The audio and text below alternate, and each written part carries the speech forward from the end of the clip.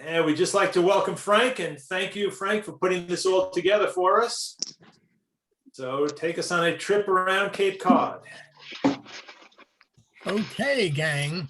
So I hope this chart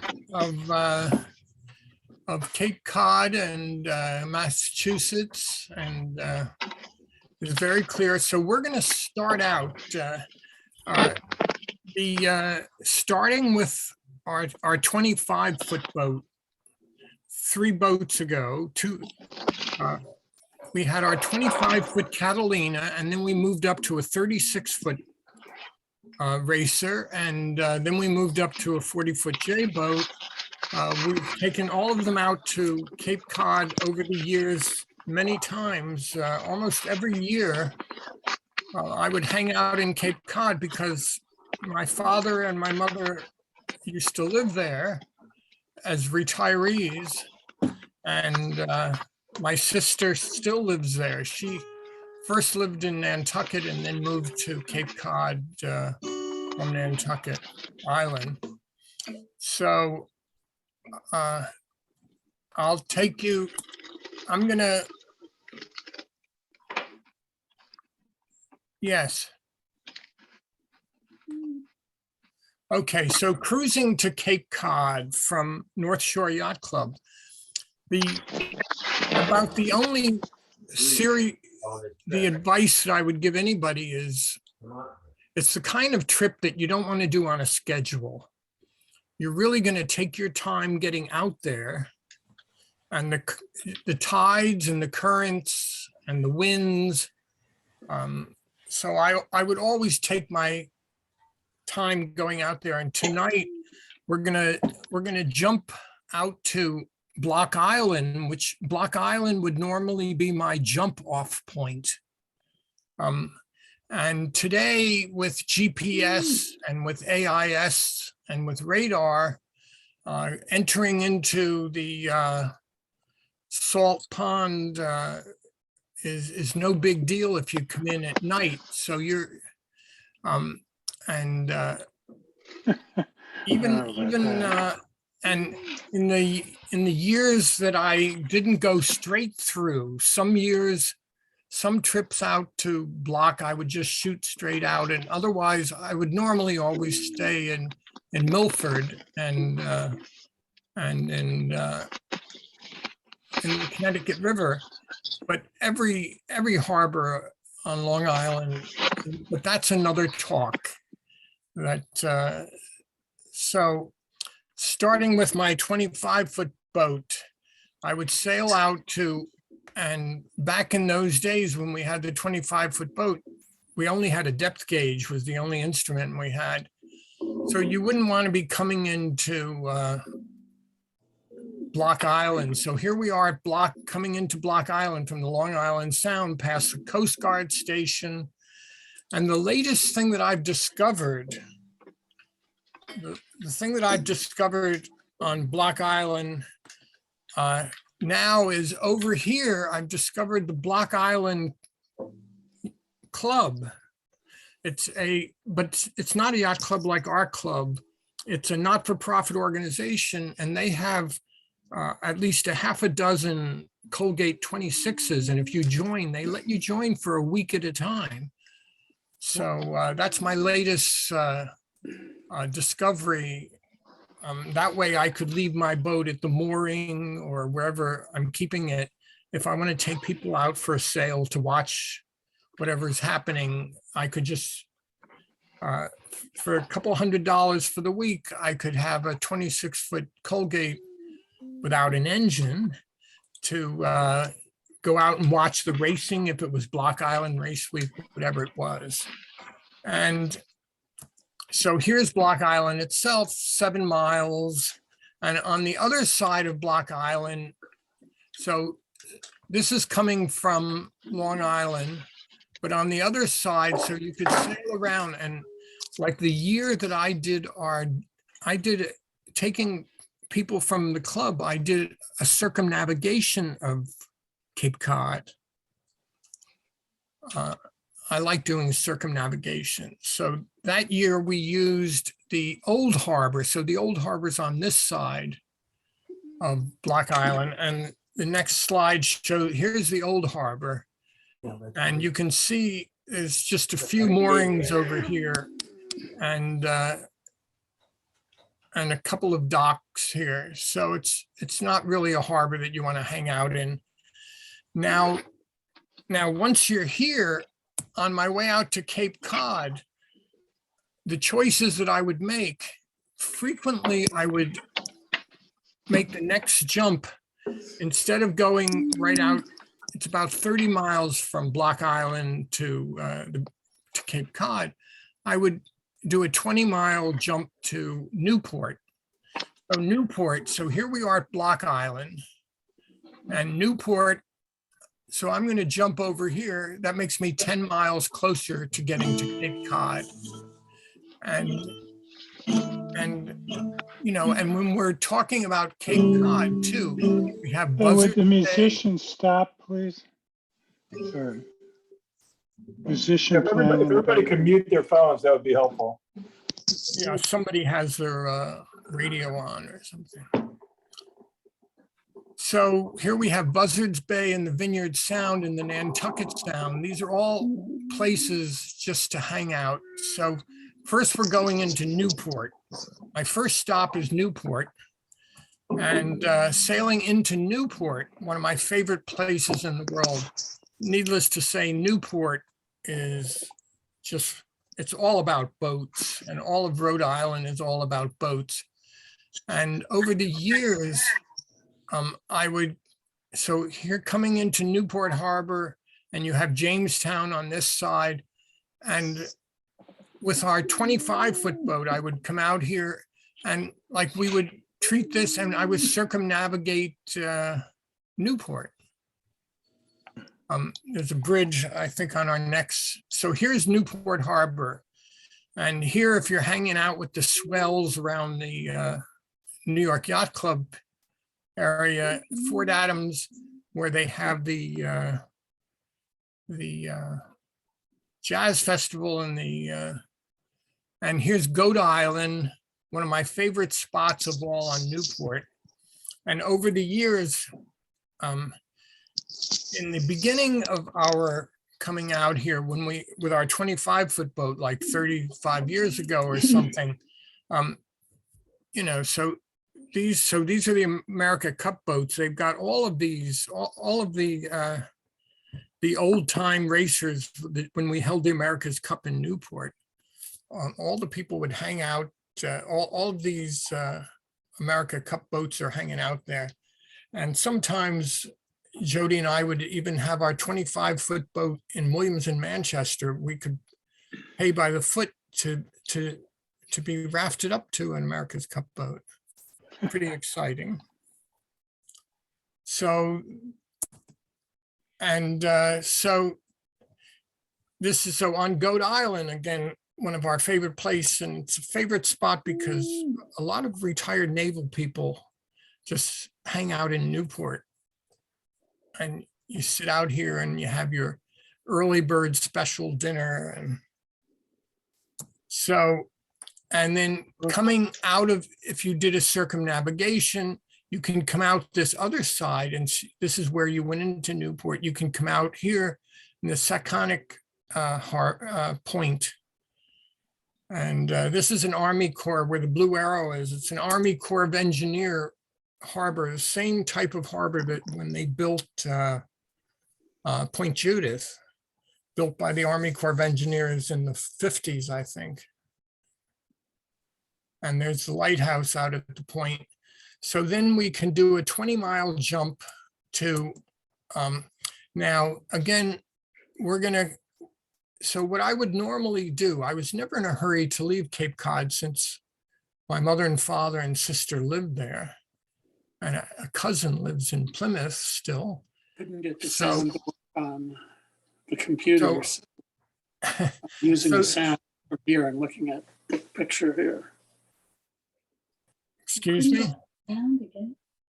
So anyway, so here we're going to be coming into, at the very bottom of Cape Cod, we have Cuddy Hunk and Martha's Vineyard, Gay Head here into the Vineyard Sound. Let me look at the next chart. Here we are.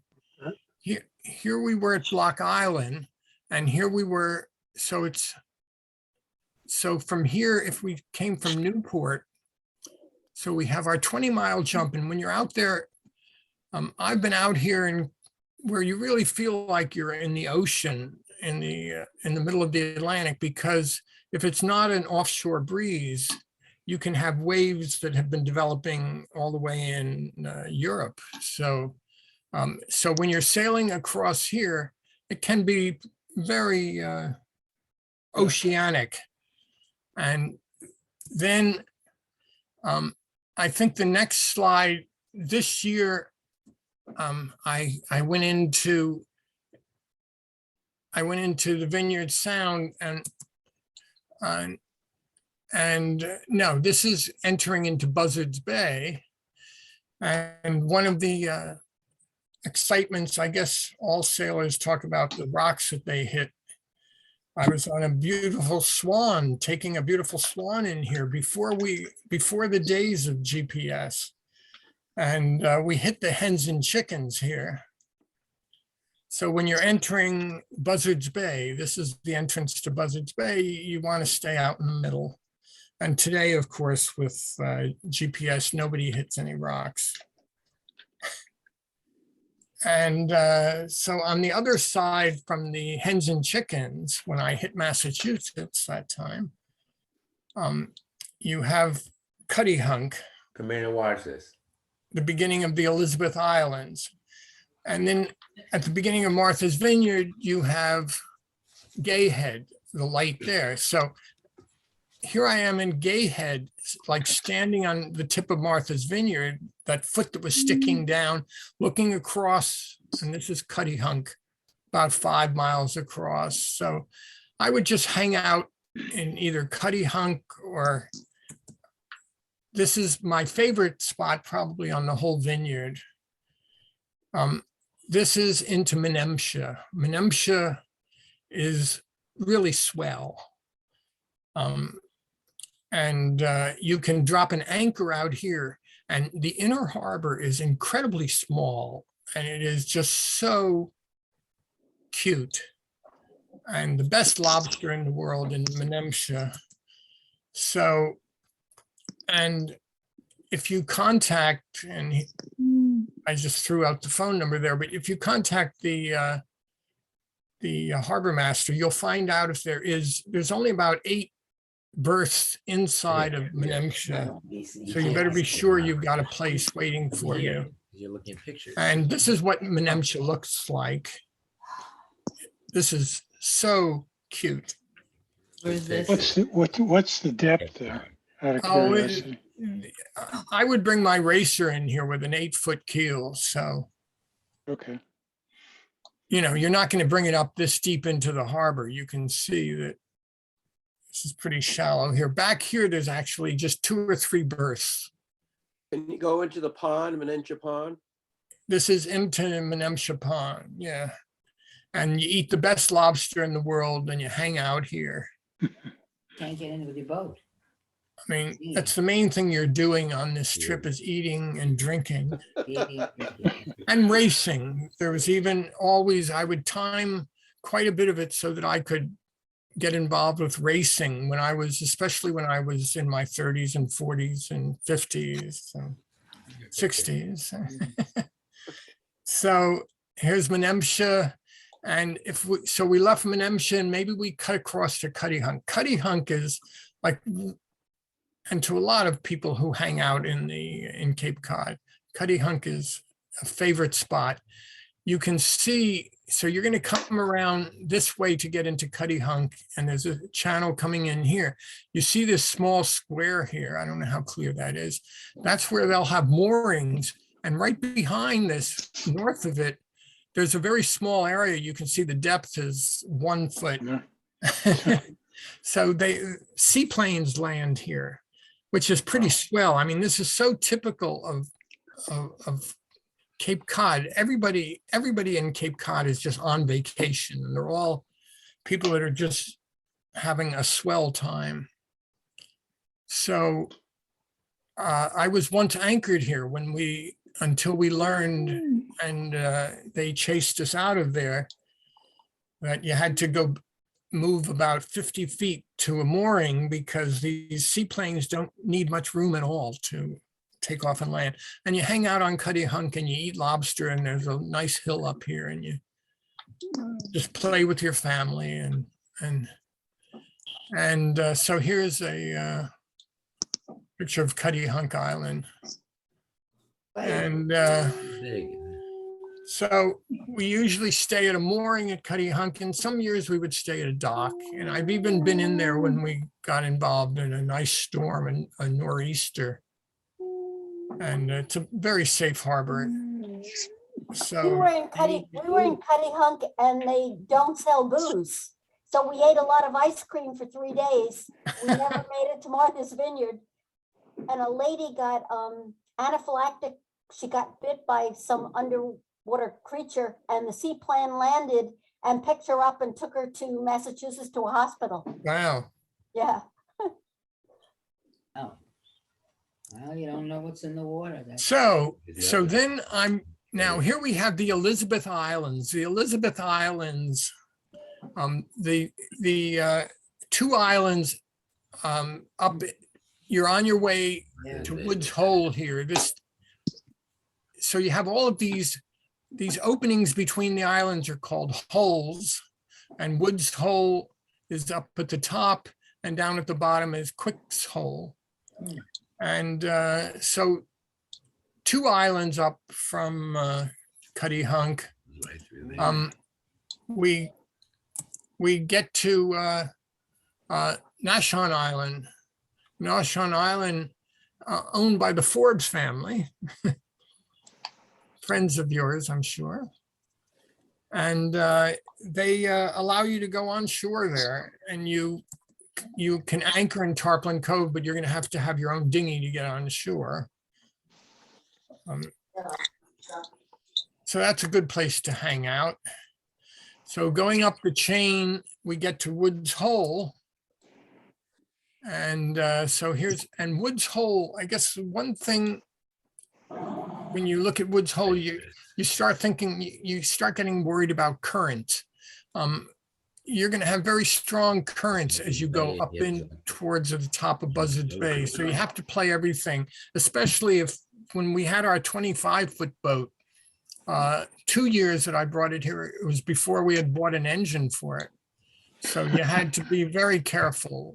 We had a pop top Catalina 25-foot with an outboard on the back. Eventually, Jody insisted that we get so then we had trouble getting through the canal, but you had to take your time. So Quick's Hole, and here's some chat about the different holes. And actually Quick's Hole is so big that real ships, not serious ships, but 100-foot boats can go through Woods Hole. So that's a shortcut that some ferries take from Martha's Vineyard if they're going to Massachusetts too. So Woods Hole Oceanographic Institute, if you know anybody in the Coast Guard or who does research at universities or Coast Guard or Navy, you'll be able to pick up a mooring. They're very generous. And it's a real, the inlet there is really a great place for all sorts of hurricane stuff. And about 10 miles to the east of that, if you don't want to hang around there, you can go to Falmouth, which I guess is probably the biggest town on Cape Cod. So Falmouth has no anchorage. You're going to pick up a mooring in the middle. There's 2 lanes going around, moorings in the middle. And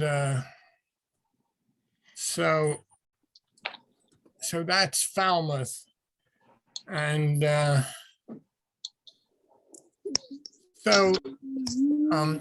so then from Falmouth, I guess the year that probably the last time I was up there, after Falmouth, I dropped down again went across the way to Vineyard Haven, which Vineyard Haven is at the very top of Martha's Vineyard. So coming through the Vineyard Sound, say after you've been to Menemsha, you go about 10 miles up the side of the vineyard, and you'll come to, and of course, every time any of us who've been around the club for a while talk about Vineyard Haven, we always think about a member, Tyler. Tyler, and the time that his Tyler, Maybe it's a Vineyard Haven. Tyler showed up on his cruise with 2 women on the boat, his girlfriend and his ex-girlfriend. His ex-girlfriend had become his crew. She had been demoted to his crew. And so he went on shore to watch the sunset with his girlfriend, and he left his ex-girlfriend on his boat, which was a nice large boat. And they had an alcohol stove, and she ended up burning the boat down to the water line. True story. And Maybe at the dinner. and the only thing that made it off of the when the fire people came was the ex-girlfriend and her knapsack, and everything else was lost on the boat. So He's an odd person. goodbye, Tyler. And so Vineyard Haven, plenty and plenty of moorings, it was- good place to hang out. And it's the I think home it was of Black Tyler Walker, something like that. Yes, exactly. You remember Tyler. So you don't know that story about Tyler. I do. He ended up even staying with the Red Cross. He was really a wheeler dealer.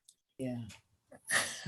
Isn't there, in one of these ports, isn't there a fast car carrying boat that goes up to Canada? Oh, probably. You don't know which one. Yeah, I was just high-speed curious. boats, they're putting, Yeah, and they take gamblers around too. Every once in a while, they try to get involved with taking gamblers up to the Indian reservations and stuff Huh. on high-speed boats. Yeah. So there's Vineyard Haven. And so at the top of Martha's Vineyard, Vineyard Haven, a beautiful anchorage, and you just want to hang out there. So you can either anchor or pick up a mooring or be at a dock there. And wow. so the next around the corner at the very top of the That's it, vineyard yeah, 3 is different Oak Bluffs, which has a whole history. During the Civil War, the Underground Railroad, this was a big spot, and you can see right up at the top here, at the top of the harbor here, it's really a small circular harbor. You can back pretty good sized boats into here, and this is where all the great restaurants are. So this is a good place to hang out. I've hung out there many years, also many summers. And then you keep going. If you keep turning around Martha's Vineyard, and This is- another chart of Martha's Vineyard is going to show up pretty soon. You get to Edgartown, and Edgartown, That was a pretty. the harbor master actually controls the anchorage area, so that if you tell him, oh, I'm sorry, there's 4 people in the waiting room. I didn't know that. Oh, sorry, people that were in the waiting room. Next time I'll watch more carefully. So if you register, and they have great, so Assistance. for the last 15 or 20 years that Jody and I would go up to Cape Cod, we wouldn't bother taking a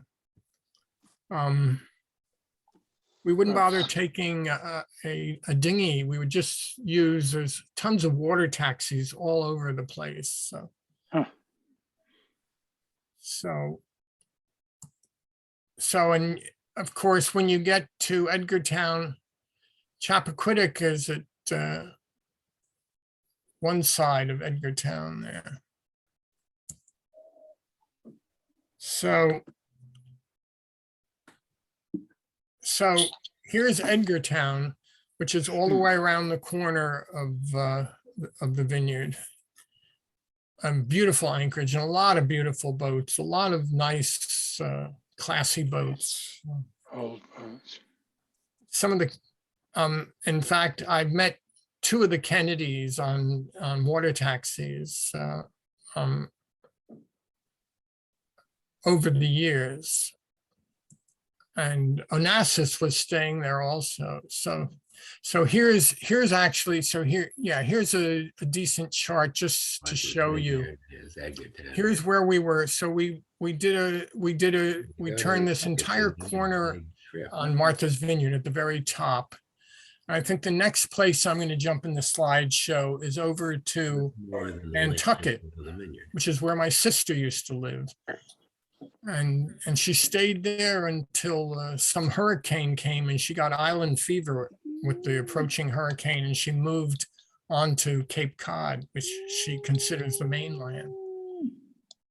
So in Nantucket Harbor is incredibly big, and they have the biggest lobsters in the world there. That's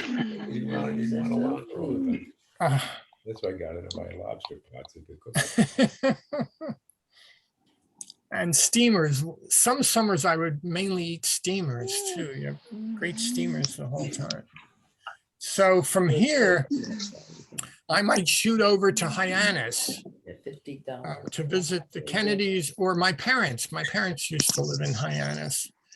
And when my sister jumped off of Nantucket Island, she moved into Hyannis, and now she lives in Cape Cod. And the Hyannis Yacht Club has a social membership that's $50 a year. Because they want to keep the restaurant open all winter, I'm sorry. So this is the Hyannis Yacht Club, and everybody's welcome there. Pick up a mooring there in Hyannis Harbor. And if you get there, I would always try to be there. One of my favorite races, Memorial Day, there's a race from Hyannis to Nantucket. And they don't start even registering people for it until the day before, the Friday before.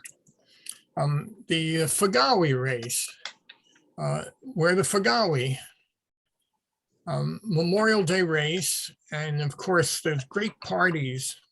And if you can't get on a crew, you just haven't asked anybody. So, and this is the lighthouse as you enter the harbor in Nantucket from the race. You would be coming into here. And this is where I had my 7-pound lobster once in my life.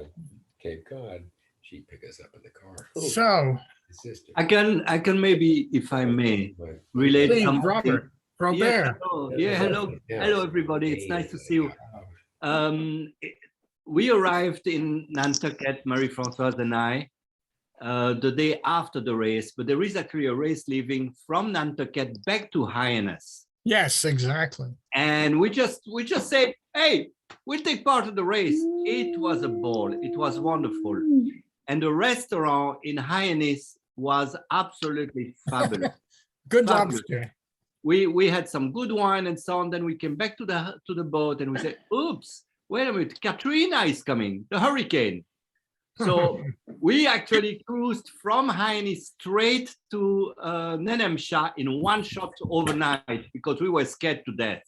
And that was actually the last very good long night of Marie-Françoise on board. So I'm sorry, guys, but I had to share this wonderful time. It was great. Yes, you can't beat Nantucket. And in fact, I used to be there the days when Cronkite used to sail out there, and Geraldo Rivera was one of his crew too. Oh, wow. So after I've hung out in Nantucket Bay and back before, and it's just so beautiful there, especially at night. You know, the sailing is usually very gentle in there.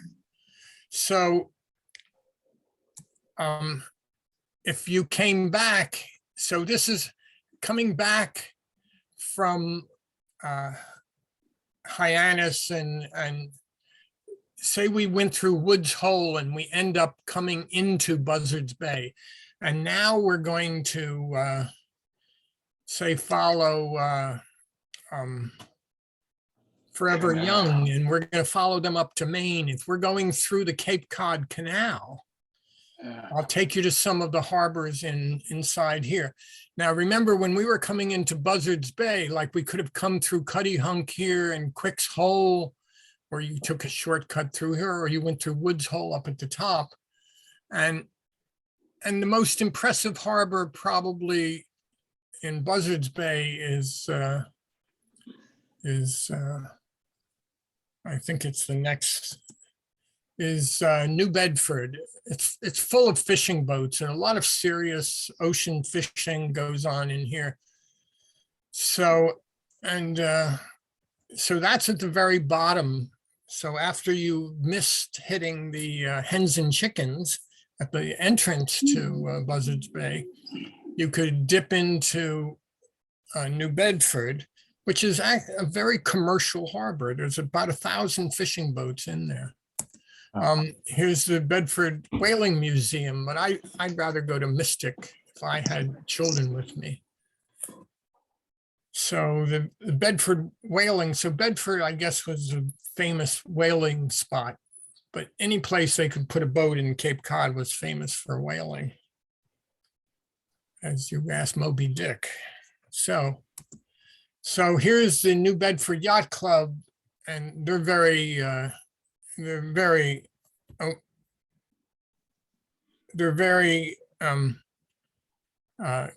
accommodating.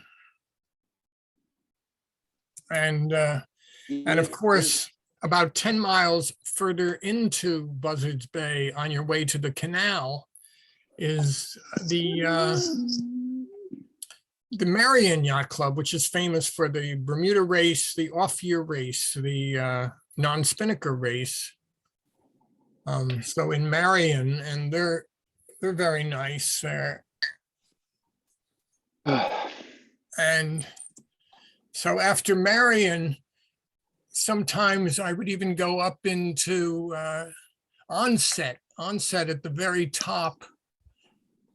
And I've just very, very nice little harbors to go in here, and yacht clubs that are just open in the afternoon and stuff. So here's the Cape Cod Canal taking us. It's going to take us through. So there's a picture of Onset, where I actually, I didn't hit any rocks in Onset, no. So going through the Cape Cod Canal, the first thing you're going to hit, if you're not careful, is the railroad bridge, which if it's down, there's only about a 7-foot clearance under here when the bridge is down. And I told you, I actually went through here on our 25-footer once before we had an engine. So it was pretty exciting. There's probably, if you catch the highest part of the current, there's probably a 7-knot current ripping you through the canal. And the canal, I always thought, looked identical. It's very wide. It looked identical to the Chesapeake Canal. So you really can't get in trouble because the big ships are going to be staying in the center. But the biggest ships usually are going to be going on the outside path. So here's a Google Earth of the, and here's at the very beginning of the canal, here's the railroad bridge. At the very beginning here is a Massachusetts Institute of Maritime Academy. And so going through the canal, and there's a whole list of all sorts of regulations.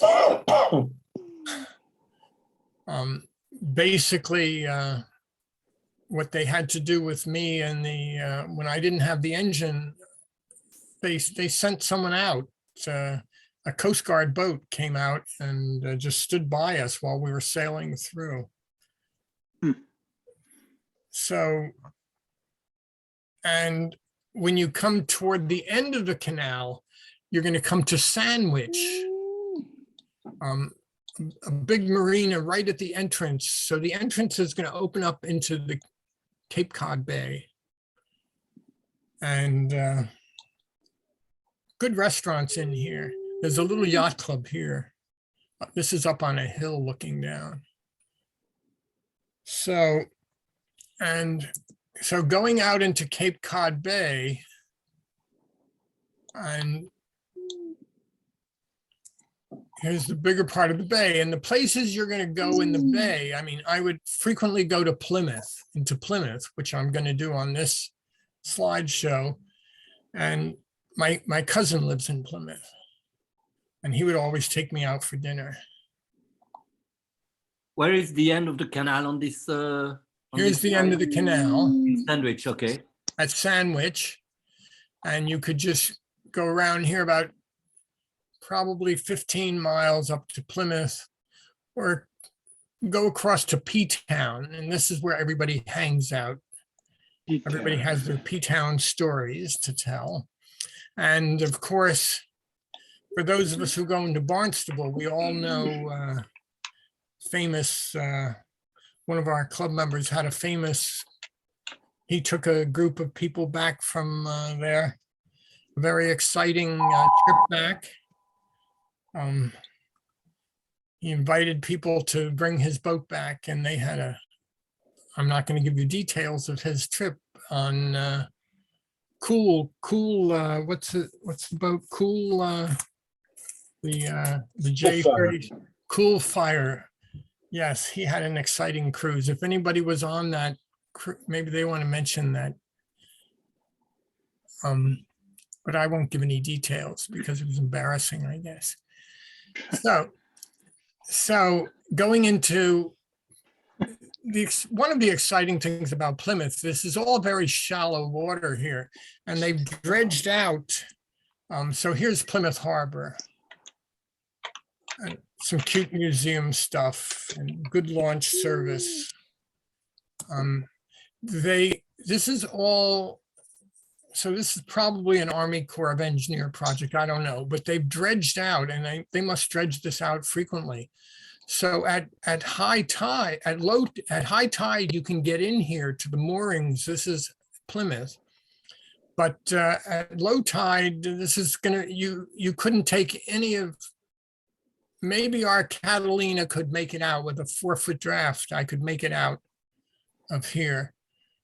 So this is very funny because, and there are a lot of places in Cape Cod that are like that, and in fact, Cape Cod is famous for, they have these boats that have like two small rudders and keels, so they can sit in the low tides. So people are used to leaving their boats in the mud in Cape Cod. And so coming across Cape Cod Bay once, and this was again in our 25-footer, there were so many whales around me that I turned on my radio and put it onto the floor of the boat so that the whales wouldn't start rubbing up against me. Huh. And so going around into P-Town, and P-Town is all about rest and recreation. If you're into hanging out, there's some great beaches here. And usually we would stay right at this dock here. And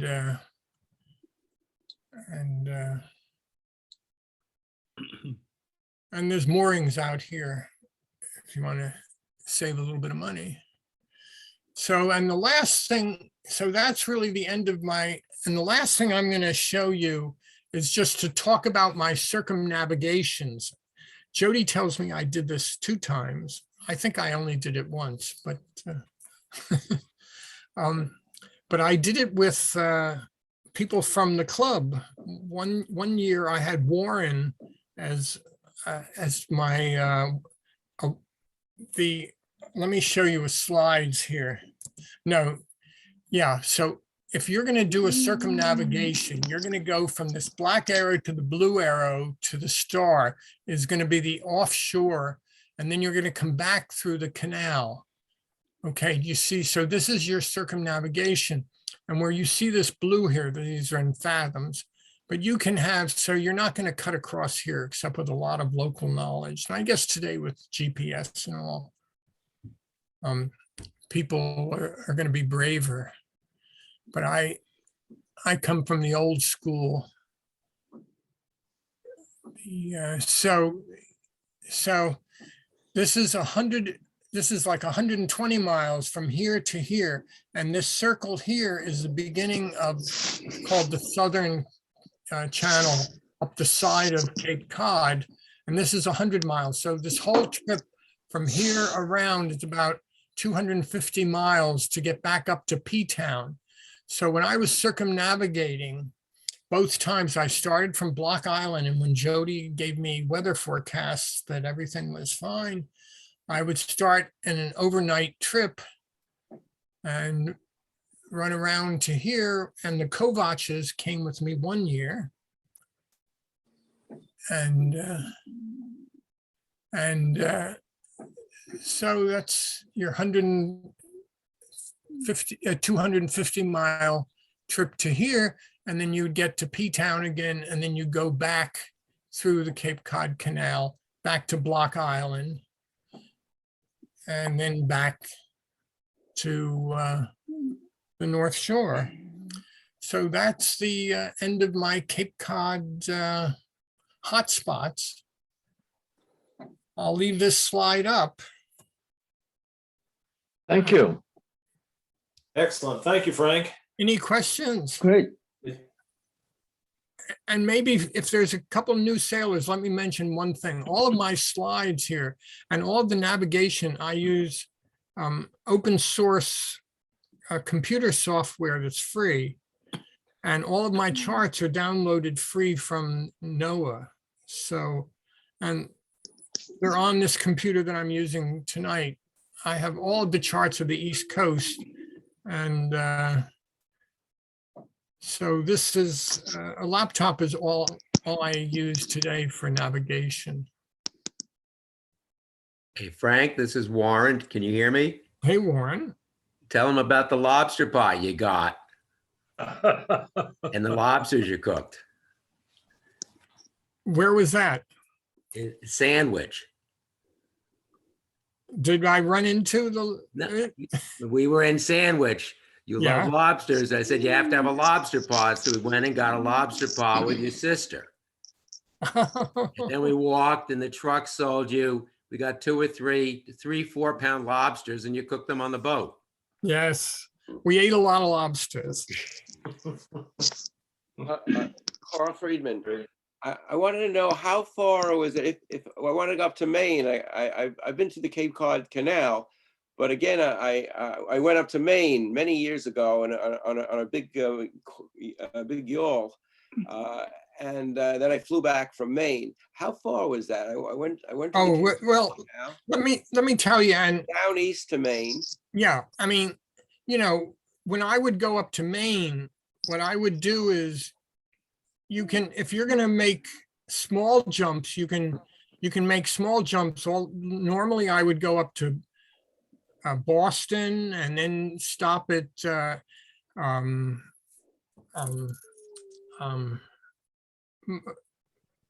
the Marblehead is it? Yeah. Yep. Marblehead. Yeah, Marblehead, and then you're basically at the beginning of Maine there, and for that you should speak to Forever Young. They do it. They do about 2 months of this every summer in Maine. Yeah, they go up the coast. When we used to do it with Yale Schneider and stuff, we would go through the canal up to towards Provincetown, and from Provincetown basically due north to Mohegan Island, which is the basically the bottom of Penobscot Bay, or to Mount Desert Island, which is a little further east. It's about 110 miles across, and you're about 100 miles off of the coast as well. So you're out there with lots of big boats, freighters coming into Boston, into Portsmouth, and also lots of fishing boats who couldn't care that you're going through there. But if you get a chance to do that with a crew overnight, it's just beautiful sailing. The Gulf of Maine can be absolutely spectacular. I had the opportunity to help in the delivery of a big yacht from Long Island to Maine. The skipper had a wife there, and he was a captain. But the minute the wife got on the boat in Maine, she became the captain. So the crew got off and sailed back, and we sailed through the night, just watching the radar. That's all we did, way offshore. It's a great sail if you can do it. There's also options as you come up, as Frank said, just before the canal. New Bedford's put a huge amount of money in redoing the harbor and facilities and upgrading for tourists and promotions to try and have more people come there and as a place to visit. So it's definitely worth going to if you're in that area. But also, instead of being on that and the Marion side, if you go on the south side. So here we are going up to Nova Scotia. And this chart that I'm using now, this whole device that I'm using is this open source free software for charts. Yeah, I did the trip once from Marblehead over to Halifax. I did that race once. Wow. That's pretty exciting. And wow. Halifax Harbor is to die for. I mean, there were whales at the moorings in the harbor. Beautiful. And good food. and 30-foot tides. Wow. Oh no, there's 80-foot tides, and when you're doing the race, the one thing you want to avoid is getting sucked into the what's this called here? The Lakes. Bay of Fundy. Bay of Fundy, exactly. Hey, Mark. Does Peter Lee have a dog who's moaning? Peter. I don't know. Dog is in the other room. Oh, well, let me ask Kenny. We can hear him moaning. So really? That's my wife.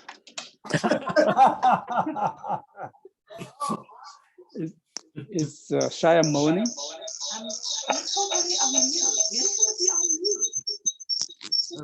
Okay. Kelly says she's on mute, so you shouldn't have heard anything. Oh, it's not my dog. It was. I once visited the New Bedford Yacht Club. We were lacking cash, so I went into the club and I wanted to pay for dinner with a check. And they asked me, "Do you need any extra money?" I said, "Sure." Could you cash a $100 check for me? Like was nothing. Like you knew me from no place, and they just gave me $100 for my check. I was really amazed. That would never happen anywhere near New York. As I was mentioning before, though, if you don't want to go in the other coast, in Buzzards Bay, you can also go to the southern side, and there's a place called Bassett Island, and just right across from the entrance. And so while you wait for the tide so you can go through the canal, because you can't go opposite it, or if you come through the canal and you've got those strong standing waves with winds from the southwest and the current going south, you can stay around Bassett Island there, and there's a harbor behind it that has great facilities and yacht clubs and marinas. It's on that other side of the Buzzards Bay from where Marion is and Onset. Hello. I have two questions. What is the need for radar and what is the need for a windlass? And windlass? A lot of fog.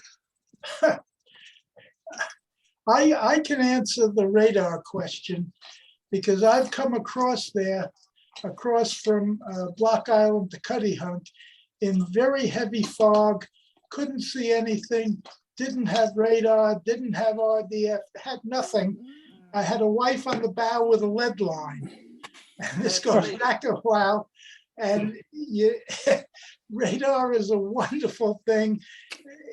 Do you need it? Well, you pick your days. They definitely have a lot more fog as you head out there. And the more you go head east, the more fog you run into. But I think for the new members of the club, I've seen the pictures of many of the people who are on here tonight. And I know many of you have been up here and been to a lot of these places, as I have. But my only thought is, for those that haven't, but have boats that are willing to do this, it really is a wonderful trip. But it does take time. And you do have to look at your charts and tide tables and figure it out. Particularly, I mean, now it's a little easier for me because I run with big diesels, but I spent years going up there in sailboats where tide and current is a big issue. But once you get across Rhode Island Sound from Block Island or wherever you are, Stonington, up to Newport or to Cape Cod, the beginning, Cuddy Hunk, from there it's like any other sailing. You can go harbor to harbor. But you need time, you need a little organization, so you plan what you have to do. And you do have to, and I concur with the original comments, you have to figure a lot of this is going out to eat because a great deal of it is all these little places you can get to that have good restaurants and little local places. And that's really, I didn't get to be so tall and thin as I am by not going out to eat. But there are a lot of places and they do really make the trip wonderful. The other thing to be careful of is planning your distances because you want to get to certain points during the daytime and not do it at night. Or I've done it both ways and coming up Buzzards Bay, trying to get all the way up to just off before the canal across that Bassett Island. And we tried to come up and there's something called Christmas, I think it's called Christmas Light or something like that. And it's one of these lighthouses at the bottom of the end of the Buzzards Bay. And from then on, it looks like an airplane. You're on a runway with green and red lights and buoys all over the place with conflicting harbors on either side of you. So nowadays with GPS and radar and things, it's one thing, but the first time when I went up there, when you hit that, it was like the runway, couldn't figure out which light went for which channel. And so it's one of those things you always want to make sure you time. And if you're not going to make it, cut into someplace and put down an anchor before you get up there, because otherwise you're going down and it's, as I said, it's guesswork. But nowadays with the GPS and identifying things and the accuracy of it. AIS, Ron, AIS is the thing that also I think is the most important. Yes, with the boats, it tells you when you've got traffic, because there's a lot of boat it tells you traffic. who else is out there, right? I have one other comment, if I might. Again, not for you old timers who have done it, but for people who might want to try it. You could pick almost any one of the members and the people whose pictures you see here who have done it, and you really should sit down with them and a chart book and let them describe to you and look at the harbors and tell you what's there and what to look out for and why in detail, and take notes, because it's going to be much harder to start off on your own without knowing exactly what's where. And there are certain harbors that have little tricks and certain harbors that don't. And I'm sure most of the people who I see pictures of know a lot of this and can give somebody an hour or 2 hours of detailed information, which would make their trip much easier and much more enjoyable. And at a very small fee. In fact, I would say go talk to Ron Gold, except he has one big flaw. He knows so many of the details that he tends to just say, oh yeah, go to 42. And you say, where's 42? He forgets what the name of the harbor is. He just knows you go to 42 and then you lump over to the Green Buoy, this and that. And he's just, we can't get him to stop telling us numbers. It's a big problem.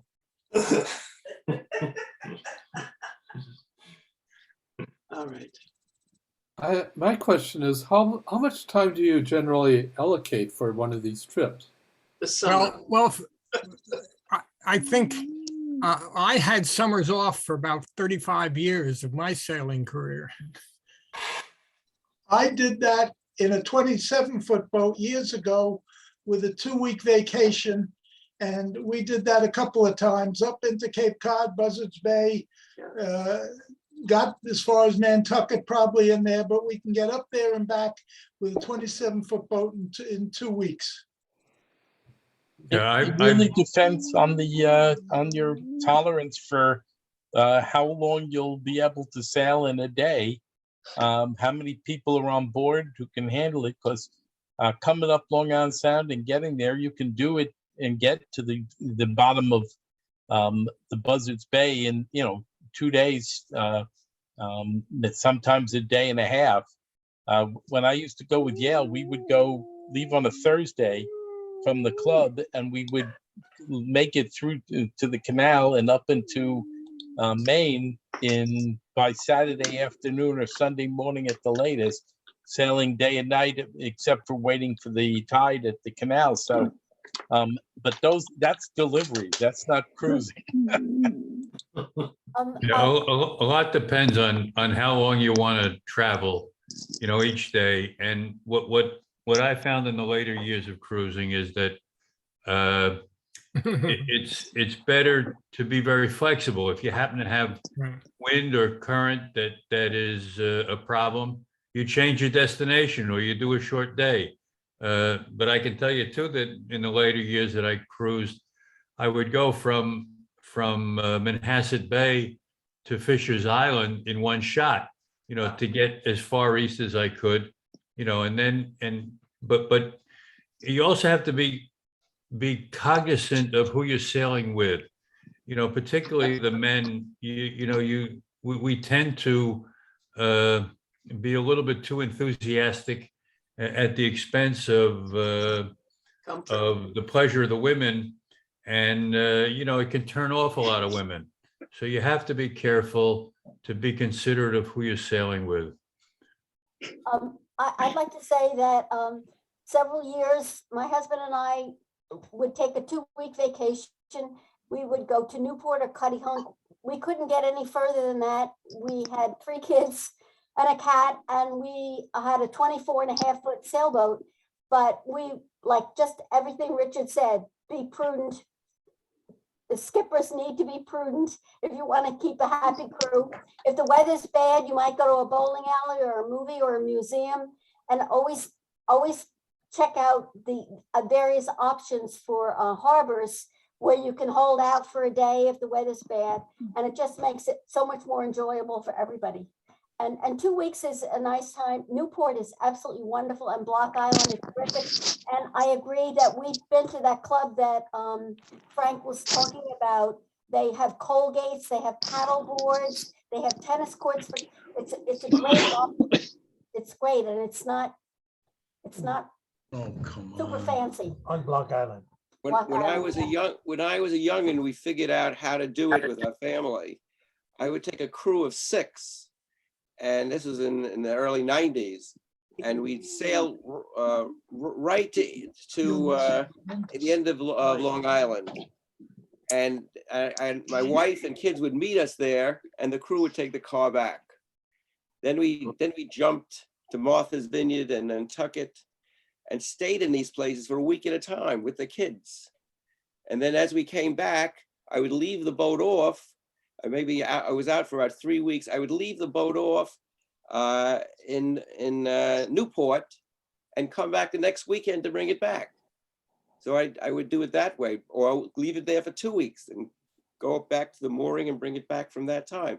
So our sailing vacation increased from a couple of weeks to like 6, 7 weeks when we took it back in jumps. It was a great idea. That's great.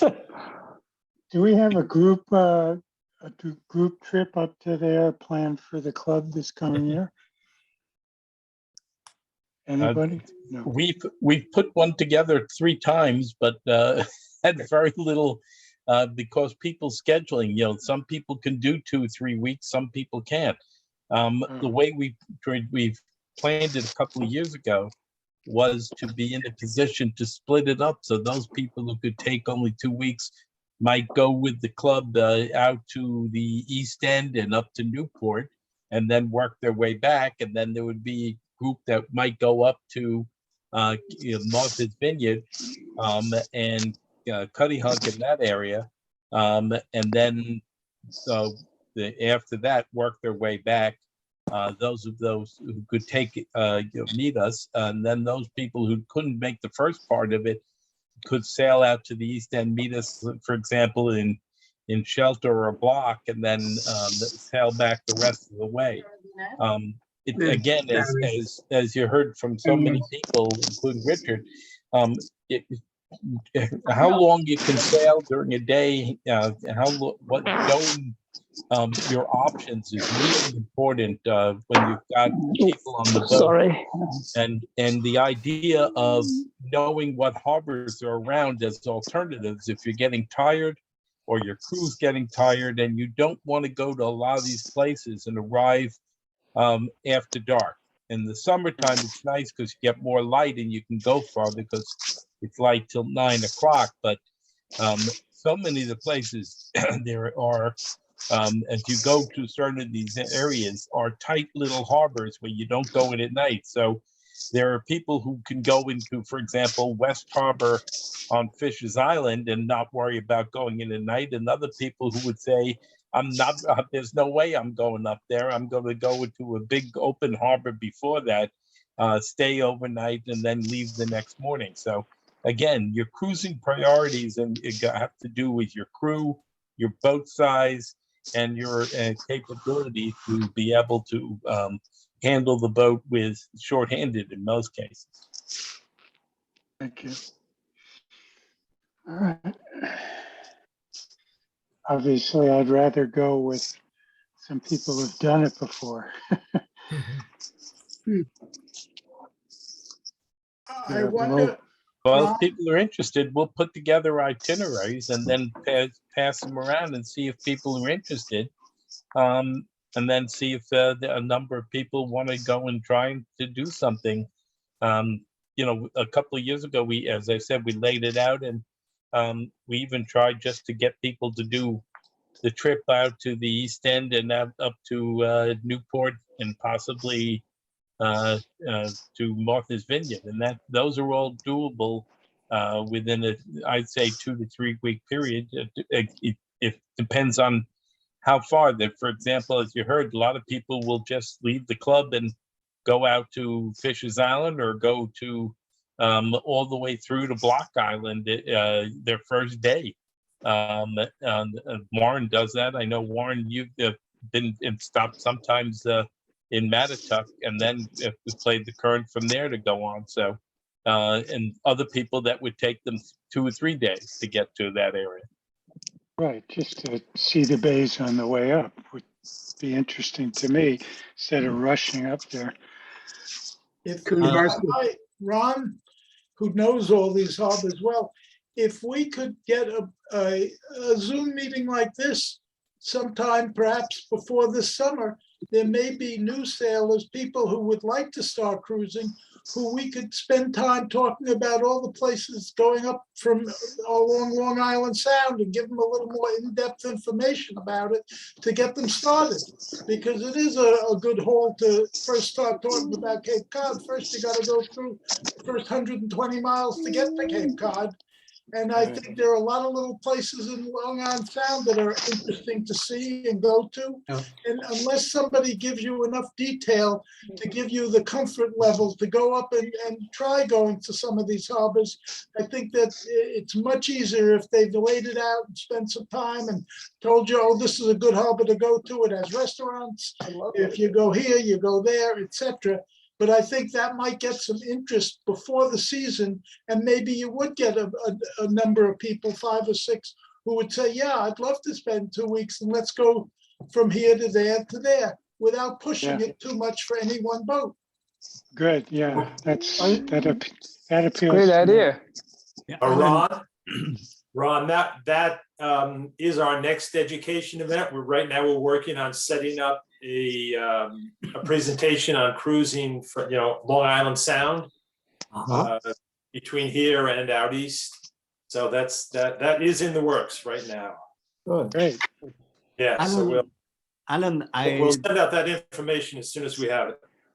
Alan, I see that actually Ken, Magida, and Eileen are not part of this discussion, but we are member of the Corinthian, which is a little bit different from the North Shore Yacht Club, but they are actually scheduling a cruise to Maine beginning of July. So maybe it's interesting to actually take part of the cruise with them if you actually feel a little bit anxious to go further down to Maine. Yeah. Being with a flotilla of boats, 2 or 3 boats or 4 boats, makes the comfort level a great deal better. Absolutely. Yeah, especially with leader boats and people who follow slower boats. There's no doubt about it. We used to get between, I'd say, 6 to 10 boats on some of the cruises when we went out. There was even one Memorial Day weekend that we ended up going to Port Jeff the first day, and then to around Plum Gut into Greenport.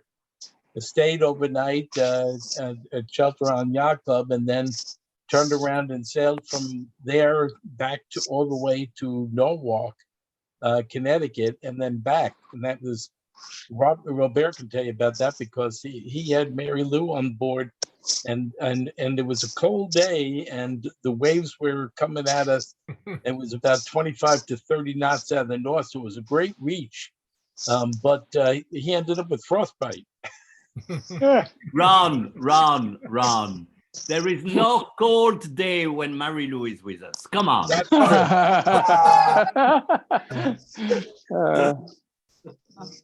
Another question that I would have is there such a thing as a bareboat charter for Long Island Sound, Cape Cod? Definitely, 100%, yeah. Yeah, there's plenty of places out in Newport that have a lot of boats for charter. Oh, that'd be great. They do them out at Newport, and there's some that come out of the eastern part of Connecticut as well. Who is asking the question? Ken. Yes. Ken who? Ken Bogart. On the right-hand side. I don't see him. You may need to go to a different screen. Okay. There's an arrow on the top and the bottom. Yeah, I don't see. Oh, you speak about the Ken Bonport? Yes. Yes. Okay. Peter. Can just get in touch with me, all right, regarding that. Okay. Robert Coles. Okay. Robert Cole. Coles Okay. with an S. Great. All right. Yeah. Will do. All right. Good. Nice presentation. Thank you. Well, Thank thank you. you. Very good. Now you spoke Right. spoke about the GPN. I would enjoy a presentation on how to install GPN, what is the best hardware to have it, and a small demo on how it works. Of course, there is lots of stuff on YouTube, but it's a lot more fun if somebody does it from our club. What is GPN? I know GPS. What's GPN? AIS, you're probably talking about AIS. AIS. No, Okay, okay. no, I'm speaking about GPN, which is the open source CPN. navigation system Oh, software. CPN. CPN, sorry. Yeah, there's an CPN. article in the Blinker that I wrote a couple of years ago, how to install it. And if anybody wants to install it, I can just spend 10 minutes with them. They have a wonderful website. It's more fun when you, Okay. okay. I did a demo of it a couple of years ago of following Frank's instructions. It worked perfectly until I upgraded to Windows 10.